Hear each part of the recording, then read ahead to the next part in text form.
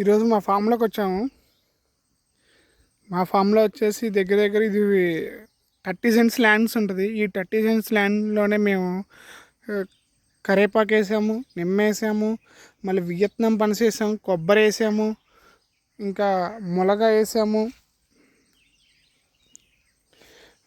మనం తినడానికి dragon fruit కూడా వేసాము.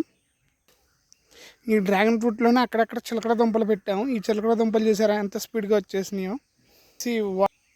ఇది వచ్చేసి వాక్కాయ చెట్టు. ఇది ఒక చెట్టు చాలు. దీని అంతా కంప. ఇది ఎక్కువగా బార్డర్ ఫెన్సింగ్ లాగా వేసుకుంటారు. లైన్ మొత్తం కరివేపాకు మొక్కలే. దాదాపు 5 మొక్కలు వేసాము.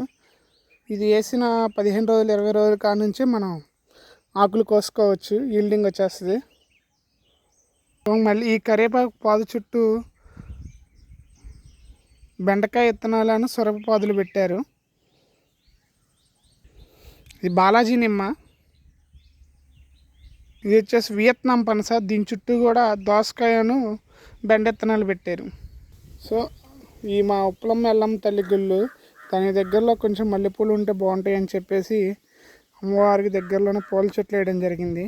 ఇది వచ్చేసి డయానా అంజూరా. ఆల్రెడీ ఫ్రూటింగ్తో ఉన్నదే తీసుకున్నాను. ఇందులో నేను చామదుంపలు పెట్టాము. ఈ 2 వచ్చేసి చామదుంపలు. ప్రతి చెట్టు చుట్టూ ఏదో కూరగాయలు పెట్టారు మా వాళ్ళు. ఇదంతా మా వర్కర్ ప్లానింగే. ఇది వచ్చేసి హైబ్రిడ్ కోకోనట్స్. ఇది కాసేంత వరకు కూడా మనం ఇది చేసుకోవచ్చు. ఇన్కమ్ లాగా కూరగాయ విత్తనాలు వచ్చేస్తాయి మనకి. దీంట్లో కూడా చూసినట్టయితే చిలకడ దుంపలు చూసారా ఎంత స్పీడ్గా వస్తున్నాయో. ఇది కూడా నిమ్మ చెట్టే.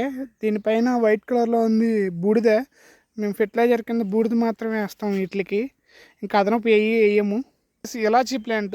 ఇది మామిడి చెట్టు కిందే వేయాలి.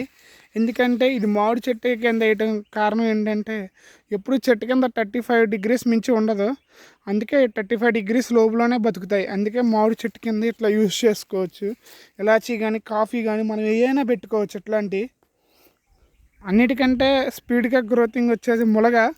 ఇది చూసారా, ఇది వేసి 1 month కూడా అట్లా ఆల్మోస్ట్ ఇది నాలో హాఫ్కి వచ్చేసింది. చాలా స్పీడ్గా ఉంది. చెట్టు కూడా హెల్తీగా పెరుగుతుంది. ఇప్పుడు వరకు మేము ఒక్క ఫెర్టిలైజర్ కూడా వేయలేదు. వీటికి వచ్చేసి ఉసిరి, అడి ఉసిరి అంటారు కదా, అది ఇది చాలా పర్లేదు, కొంచెం స్లోగా గ్రోతింగ్ ఉంది. ఈ లైన్ బార్ మొత్తం మనం బయట దొరుకుతాయి కదా నేరేడు పండ్లు. ఉట్టిన విత్తనాలు తీసుకొచ్చి నాటేసాము ఎప్పుడో. అవన్నీ ఒక చోట నాటుకున్న తర్వాత ఇప్పుడు మళ్ళీ సపరేట్గా నాటాము. బాగానే ఈల్డింగ్ వస్తున్నాయి. వచ్చేసి అరటి. ఇక్కడ ఎప్పుడు తేమ ఉంటుంది, అందుకే మామిడి చెట్టు కార్నర్లో వేసాము. ఓకే, ఇది కూడా బాగానే వస్తుంది. ఇది వచ్చేసి నాటు రకం లెమన్. ఇది దీనికి ఇంకా ఆకులు రాలేదు, వస్తాయి అనుకుంటున్నాం. ఇది వచ్చేసి జామ చెట్టు.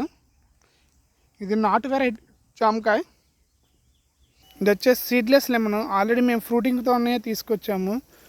ఉన్నాయి కూడా పర్వాలేదు, బాగానే ఫ్రూటింగ్ వస్తున్నాయి, సైజ్ అవుతున్నాయి బట్ స్లోగా అవుతుంది. అన్నీ మేము ఒక 30 సెంట్లోనే వేసుకున్నాము. ఇందులో మామిడి తోట కూడా ఉంది.